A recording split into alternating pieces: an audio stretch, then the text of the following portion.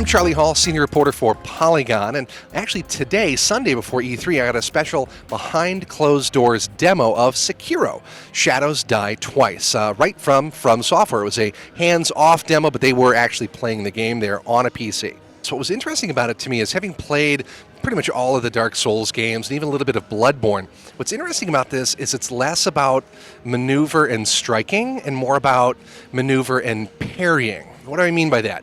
You can block and you can parry really at all times, but parrying, from what I saw of the demo that I was shown, is very key.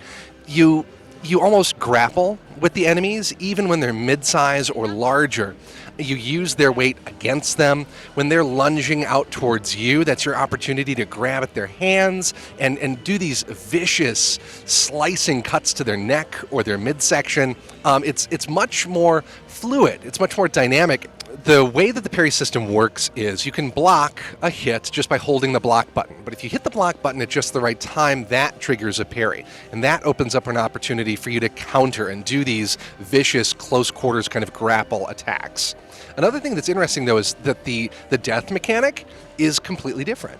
You die, right? And at least once or maybe even twice within the same life, it wasn't really fully described, you just get back up right there. The enemies turn their back on you, they start to walk away, and you leap back to life. So it's not like you're going all the way back to get rekindled or whatever at the bonfire. You're actually just coming back up like a zombie and attacking them right again. But they hinted that that same kind of tension that you find in From Software games is going to be present. You're not going to be able to do that more than a couple of times before you do have to go back and start it over.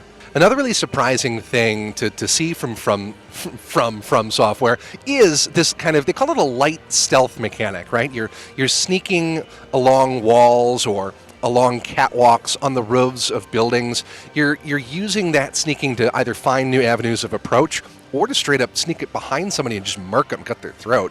And that's not really something that we've seen so much in a From Software game. Usually you are worried about getting aggro, right? You're worried about getting too close, but this was line of sight, and moving slowly and softly, you're able to get to places you wouldn't be able to get to normally. I was told that Sekiro will be coming to Xbox One, but also PlayStation 4, as well as PC via Steam, and the plan is for it to be a simultaneous release on all three platforms.